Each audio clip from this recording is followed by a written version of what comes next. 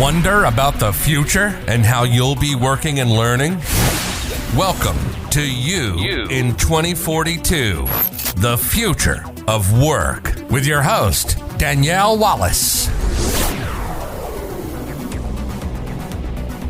Hello and welcome to You in 2042, the future of work. Joining me today is George Hanshaw. In two sentences, I'm an innovative creator and thought leader with the propensity to act first, ask for forgiveness later. Oh, that's good, George. I'm trying to rid the world of boring courses, boring learning. Oh, so good. So good. So when you think about this world of boring courses, there's been a lot of boring courses over the past 17 years. George, if we look out into maybe the next 17 years to take us to 2024, what do you think this world of work may look like? You know, I'm super excited for the way that I can kind of see it in 17 years, because somebody along the line, even in training and development, education, whatever, they decided that learning was boring. But it's not supposed to be that way, right? We're supposed to have a good time. We're supposed to enjoy ourselves and help it stick. But I see the world getting really blurred of when training is actually happening in the world of work. So it's going to be completely gray. I can see us putting on, even Amazon already, you can put on your glasses and you have augmented reality, so you know what different packages hold, all this sort of stuff. But I see that scaling out really big to be able to deliver training as well. And not just, now, if I was working back at Lockheed Martin, I would have to clock in on a training number, go to an official training course, right? And then that would be charged a certain way. Well, in the future, if I have these skills, yeah, right. If I have a set of skills, now I just put on my augmented reality, and if I need to drill something somewhere or do something, it can give me that just-in-time training and show me exactly where things need to be. So it can help me in spatial relations, where to do things, and then the QA can happen automatically as well. So I kind of see it being super cool, because we don't know where. Is that training number going to go away and everything's going to just be integrated? Well, it can't go away totally, because if you don't have transferable skills, that process won't really work well. But I can kind of see it being amazing. You paint that in a very clear, crisp way, where training is so seamlessly integrated that people don't realize they're training per se, but they're getting the skills that they need. Right. Kind of like when you learn to ride a bike, right? You're pedaling and you're getting that balance, and you don't realize that you're training yourself to balance on the bike. Right, exactly. And it's not about clocking in for that formal training event. It's about getting what you need to be able to perform your role better. Yeah. So I like to think of it as an organizational transformation, because it's not about the tech. Yeah, that's a huge organizational transformation, actually. And it is, while it's not about the technology, as you mentioned, your example really does come to play with that. Right. We've seen a lot of this technology even with, teaching assistants, there's new ways of really helping to take what is training in a school setting, let's say in a higher education setting, and augment that in a new way as well. I'm curious to think about what your insights are about how one might get some results from using some of these technologies within an organization, maybe that already has embraced a mindset to shift a bit more. Right. So since you brought up higher education, we have LAPU, we've put course assistants in every single course. They are AI course assistants, and they're not there to do people's work. So we have them we write the prompts so they're Socratic in nature. So in other words, they have that conversation back and forth.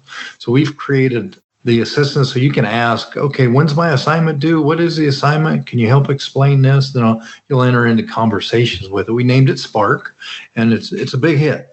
And we noticed that students, their intrinsic motivation, their self-efficacy rises compared to those who don't use it. So it gives people a better sense. Wow. So in that, your students are actually able to interact with AI, generative AI, to get answers, to help clarify, to actually drive them forward so they can continue to learn? Yeah, 24 hours a day, 7 days a week. And it doesn't replace anybody, but it's an extra support, which we call radically student-centered. So it's an extra support for the student. So, and they see it that way because we've been very vocal about putting it out that way. So, because we don't, just like in learning and development, we don't want people to think that we're taking away the human touch. We're just using that to help support them even better and continue that human touch. Yeah, it actually feels like a continuation of the human touch because it's extra answers and support that otherwise they cannot get. Right. So if it's 3:00 in the morning and I'm doing my thing for whatever's due, right? I can message people all I want. They're going to be asleep. It's just not going to happen. But I can have Spark, and Spark's going to be like, hey, what's happening? Let's do it. That's such a good use case. I love it. What could others take away from your approach? Well, you know what? So regardless of where you work, we're now using it for active learning situations. So in other words, like your engagement with whatever that content is, whether it's laying up composite materials, drilling holes, learning content, having difficult conversations, whatever it may be, but actively engaging with that content helps the learning stick. So the big takeaway that I took away from all of this is start. Don't be afraid to simply start. Use it somehow and then iterate in like concentric circles to do more and more and more. So we started with course assistance. We said, hey, this is fantastic. We did a study. It made a huge, big difference, like 20% just on grade point average. Yeah, and it's not doing the work for people. It's engaging in that conversation. And then the next concentric circle was we looked at it and said, okay, well, we need, one for the professors. Now, the next concentric circle is active learning. So it just start and then iterate from there. Start, learn, iterate. That's the big thing. And if it's generative AI you're using, get really good at prompts and statistics. Yes, so true. So true. Are there other opportunities or challenges that other organizations should consider when adopting these types of AI-driven approaches for learning like you have? I love that question, Danielle, and you've probably seen this a lot too, that we talked about before being an organizational shift. So it's organizational transformation is what we like to call it, just like when moving to the cloud. We have to move to the cloud. We have to make this digital transformation. That was all about the technology. So now this organizational transformation is more about the integration. So we have to take a people first mentality and how do we integrate that AI to make it work is kind of my thought about that. What have you been seeing? I'm interested to hear that too. Yeah, George, I echo that. It's where things are falling down is in the organization. Like you're saying, the organizational support, the organizational mindset, because it's huge. It's huge not only in adopting a new technology like AI or anything, right? Any digital transformation, but it also is coming through even when I see your future vision where that learning is embedded within what somebody is doing. So even that in itself requires an organizational mindset to realize, okay, it's not about clocking in for that formal training anymore. It's about getting the skills that are needed to do the work. But it's uncomfortable. And this is not new. This is not new. But I'm still seeing this play out, amplified more because of technology, which is stopping a lot of people in their tracks. It really is. And it's kind of amazing because one big thing that I would make sure I had at any organization is that person who's the organizational or the cultural architect, because you need somebody that's going to build that culture, going to design that culture where all of this can happen. And that's a big deal. So have that person, identify that person, whether it's a large or small organization, identify that cultural architect, and then let them build a team of individuals to help implement the culture. So if companies want to stay ahead within learning and development, is that an area they might want to focus on now to prepare for the future? Or is there other things at play? I would say learning and development is probably one of the best places to start everything, to go in full force and start creating that culture because it touches all parts of the organization. So you can start infusing that culture within all the other areas as well, because you know really well that it can be difficult to change a culture because we get in our echo chambers and we get set on what we like to do. I am comfortable with this. And we have to become more comfortable with being uncomfortable. Comfort needs to scare us to death today, right? It needs to scare us. Oh, I like that. Comfort needs to scare us. That's true, because otherwise we're not even just keeping pace. And to achieve this future vision where you're speaking to, and even more in the near term, being able to follow in your footsteps and have other types of AI assistants that are providing support for learners, then we do all as organizations, as leaders, need to get uncomfortable and to start. We do. And you know what I love? So one thing that we've really implemented well is that we're going to do something, we're going to test it, and we're either going to abandon or follow on. But a lot of times leaders, especially the larger the organization, the more they don't want any mistakes to happen. Well, you're not going to do anything because mistakes are always going to happen, right? And it's amplified now. Yeah, so maybe others can also take away that idea of planning, realizing you might fail, learn, and to continue iterating and take from that learning experience.